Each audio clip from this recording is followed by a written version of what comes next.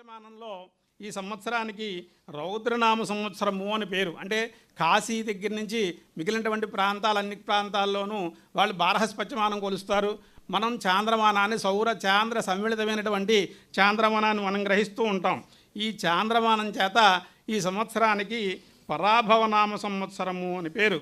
ఈ సంవత్సరానికి విశ్వేదేవత అధిపతి అయినటువంటి అష్టమయుగం నడుస్తోందండి. ఇప్పుడు దీనికి రుద్రదేవతాకుడు అయినటువంటి ఈశ్వరుడు ఇదావత్సరము అనేటువంటి 5వ వత్సరం జరుగుతోంది.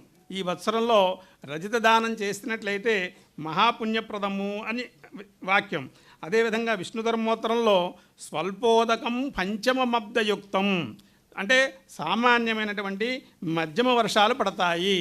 శస్త్రాల చేత అగ్ని చేత ద్విజులకు కొంత భయకరంగా ఉంటుంది అని వరాహ సంహిత యొక్క సారాంశం. అయితే ఈ విధంగా ఉన్నప్పటికీ కూడా ఈ సంవత్సరంలో పౌషమాసాబ్ద ఫలితంగా చూసినట్లయితే పౌషమాసాబ్దే సుఖినః సర్వే ద్విజాశ్చాద్వర తత్పరా నివృత్త వైరారాజానో బహుసస్యార్ఘ వృష్టయ అని.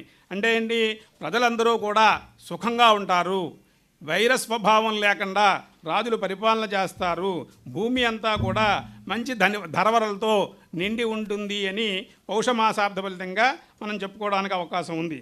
ఈ రౌద్రనామ సంవత్సరం ప్రకారం చూసుకున్నట్లయితే ఇది కొద్దిగా వినాశనాన్ని ఏర్పరిచేటువంటి సంవత్సరంగా మనం దీన్ని గ్రహించుకోవాల్సి వచ్చింది. అయితే ఈవేళ గురువారం అవ్వడం చేత మనకి ఈ సంవత్సరానికి గురుడు అధిపతిగా అయ్యాడు. సంవత్సరానికి మనకి గురువారం నాడు మనం ఈ సంవత్సరాలు చేసుకుంటున్నాం కాబట్టి మనకి గురుడు అధిపతి అయ్యాడు. ఈ గురుడు అధిపతి అవ్వడం వల్ల ద్విజాతయ కర్మరత స్వధర్మగా సన్మార్గగా సుభిక్షమారోగ్య సుఖే ప్రజానాం సువృష్టిరబ్దాధిపతౌ సురేజ్యే.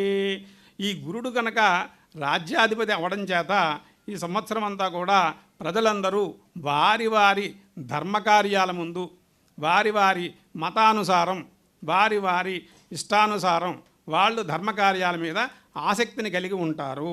అంతేకాకుండా రాజులందరూ నీతిమంతులై పరిపాలన చేస్తారు. ప్రజలందరూ కూడా ఆరోగ్యంగాను సుఖంగాను సుభిక్షంగాను ఉంటారు అని మనకి ఈ పరాభవనామ సంవత్సరంలో రాజుగా గురుడు అధిపతి రావడం వల్ల వచ్చినటువంటి ఫలితం. అయితే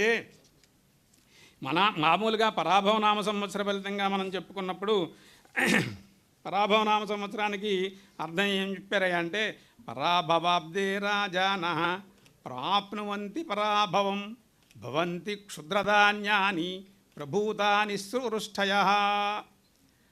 పాలకులందరూ కూడా తరచుగా పరాభవానికి గురి కాబడుతూ ఉంటారు. చిరుధాన్యాలు విశేషంగా ఫలిస్తాయి. ఇది సువృష్టికరంగా ఉండేటువంటి సంవత్సరము అని పరాభవనామ సంవత్సరానికి ఫలితంగా మనకి శాస్త్రం చెప్తోంది. అయితే ఇక్కడ మనం అందరూ పరాభవం పొందేస్తారు అనేటువంటి భావన తప్పు. ఎవరైతే అహంకారము గర్వము స్వార్థము చూపుతారో వారు ఖచ్చితంగా పరాభవాన్ని పొందడానికి అవకాశం ఉంది. ఎవరైతే నిజాయితీగా ధర్మబద్ధంగా భగవంతుడి పట్ల పెద్దల పట్ల వినయంతో వ్యవహరించుకుంటారో వారికి ఈ పరాభవనామ సంవత్సరం విజయాల్ని 100% సూచిస్తుంది అని చెప్పవచ్చు. అయితే మనకి ఈ పరాభవనామ సంవత్సరం కాలసర్పయోగంలో ప్రారంభమైంది. 15వ తారీఖున కాలసర్పయోగం ప్రారంభమయ్యి జూలై 10వ తారీఖు వరకు కాలసర్పయోగం ఉండడం చేత ఈ పరాభవనామ సంవత్సరంలో ఈ ముందుగా కురిసేటువంటి వర్షాలు అతి ముందుగా కురవడం కానీ అవసరం లేని చోట కురవడం కానీ జరుగుతూ ఉంటాయి.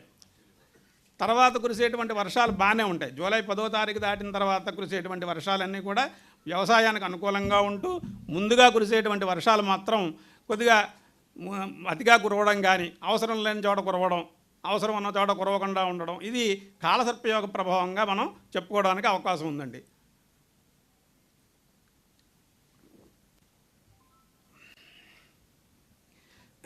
అయితే ఈ సంవత్సరంలో నవనాయకులు మనం పరిశీలించుకున్నప్పుడు మంత్రిగా కుజుడికి ఆధిపత్యం వచ్చింది.